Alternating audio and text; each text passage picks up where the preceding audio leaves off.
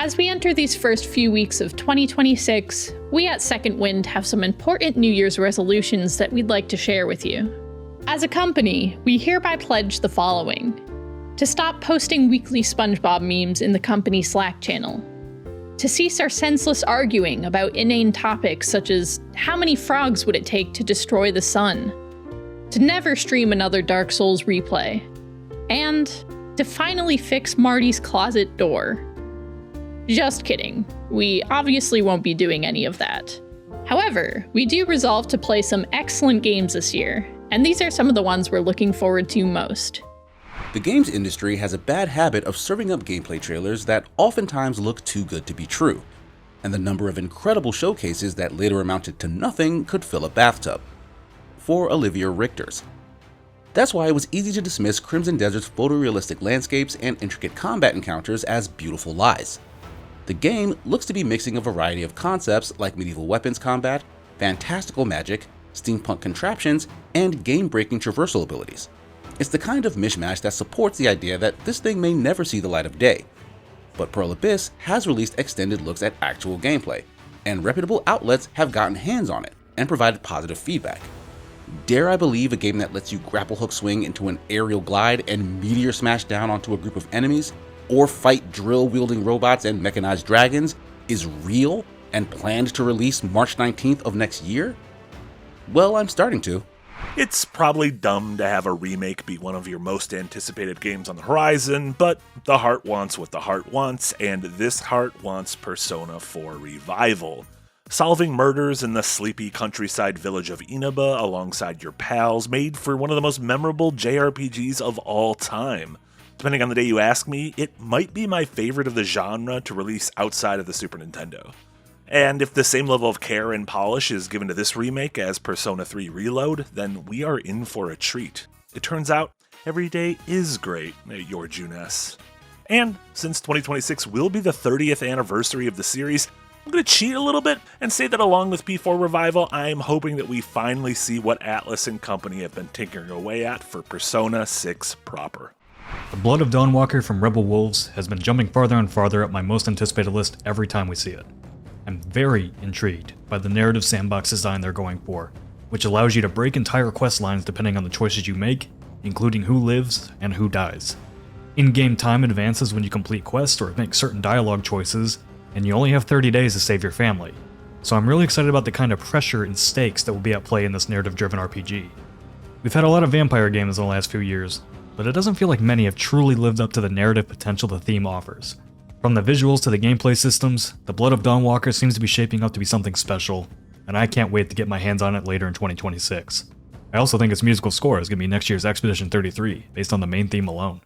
When I tell you I'm a massive fan of Brian Lee O'Malley's Scott Pilgrim franchise, believe me. I've hunted down and consumed every bit of media tied to this ridiculous Loveseptagon of violence, and one of the most enduring was 2010's Scott Pilgrim vs. the World, the game, due in no small part to a score provided by chiptune band Anamanaguchi. Scott Pilgrim EX picks up the torch of that gem of a side-scrolling beat-em-up, and looks to be expanding the offerings in big ways, by adding a new unique story, branching pathways, and letting you play as some of the scene-stealing evil X's themselves. I'm hoping other features like character progression are also adopted and expanded upon, and there's good reason to think they will, as Tribute's last licensed beat-em-up, Marvel's Cosmic Invasion, did just that. They're currently the best in the business at adapting graphic novels and comics into side-scrollers, so I'm anxiously waiting to get my next Scott Pilgrim fix. Farming sim plus horror feels like a genre fusion made especially for me, and I'm delighted to report that several upcoming releases appear to fit that spooky yet cozy bill. If I had to choose just one to sit at the top of my most anticipated list, it'd have to be Neverway, a blend of horror, life sim, and action RPG in development by Cold Blood Inc. The game is co-directed by the pixel artist behind Celeste, and it will also feature music by Disasterpeace, composer of the Hyper Light Drifter and It Follows soundtracks. You play as Fiona, who moves to a remote island to become a farmer and the immortal herald of a dead god. What precisely does the latter part of that job description entail? I have no idea, and I can't wait to find out. I love a game with atmosphere, and the Neverway reveal trailer is positively oozing with it. From the purple-dominated color scheme, to the creepy creature cinematics, to the charming scenes of Fiona cozying up to some locals. The game is set to release sometime in 2026, so be sure to keep an eye out for it. Denshattack is a fever dream of color, movement, and visual effects that calls back to early 2000s anime in the best possible way. You assume control of a high-speed train that has no problems going off the rails and racking up points as you ollie, kickflip, and grind your way across a colorful take on Japan, all while trying to defeat rival gangs and an evil corporation. The kinetic action looks like it straddles that perfect line to invite a flow state in, which I am all here for. The developers cited stuff like Tony Hawk's Pro Skater, Jet Set Radio, Sonic Adventure, and a lifelong love of all things trains and all things weeb as their main sources of inspiration. And as a fan of pretty much everything in that last sentence, I've already got my first class tickets booked for Denshattack when it drops on PC and consoles in 2026.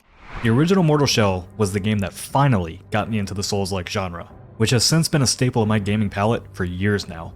A number of my most anticipated games are Souls-likes, but I'm putting Mortal Shell 2 at the top of my list, solely because I'm so intrigued by what developer Cold Symmetry will pull off in their sophomore effort. The shell system of the original game was very unique and allowed for a lot of build variety that you don't often get from Souls-likes. It's a system that the sequel will double down on while also building out a bigger world, more than 60 dungeons to clear, and a combat system that will not have a stamina bar, which I'm sure will intrigue more non-traditional Souls players. I'm always excited by studios that show potential in their debut projects, and Cold Symmetry unlocked a whole new genre for me that I now love. I'll be rooting for them to knock it out of the park in 2026. Dosa Divas is the next turn-based strategy game from Outer Loop Games.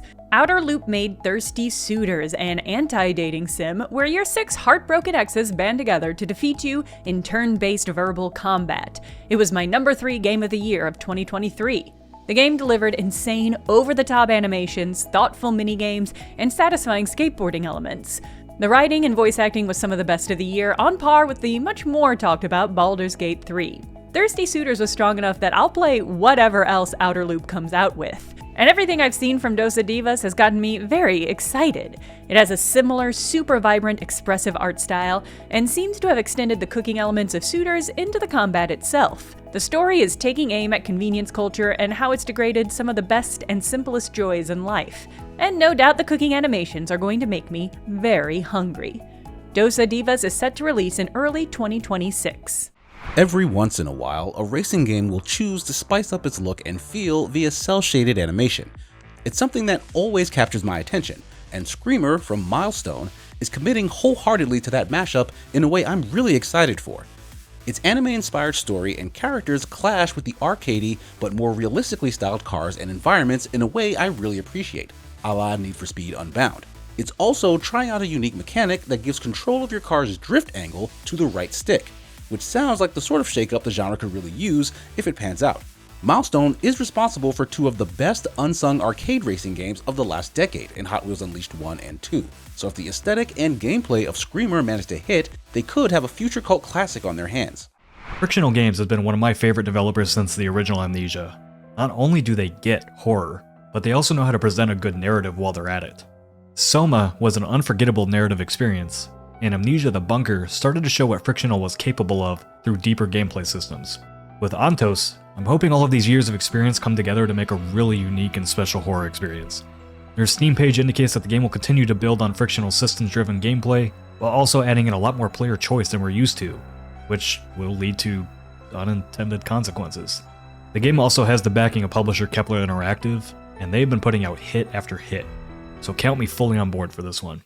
I've had season tickets to developer Insomniac games for decades. Ratchet, Spider-Man, the criminally underrated Sunset Overdrive. And their take on Marvel's Wolverine looks to join that list by allowing us to fully embody the angry little Canadian that could, bloody claws and all.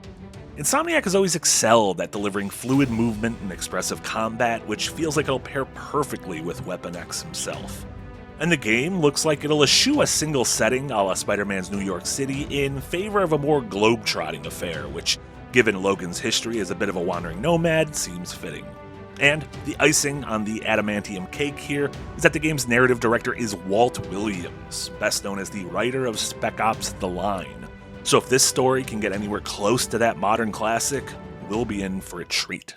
Full disclosure, anything from Harvester Games has an automatic spot on my most anticipated list, even if I'm not necessarily interested in the premise at first glance. I have such fond memories of playing the Cat Lady in Burnhouse Lane that I will forever be more than willing to try anything by this developer. In the upcoming adventure game Trainwatch, you play as Troy, the new gatekeeper. According to the reveal trailer, his job is to answer the phone, close the railroad crossing gates for each passing train, and most dauntingly, earn back his wife's trust, prove he can stay sober, and fix his life.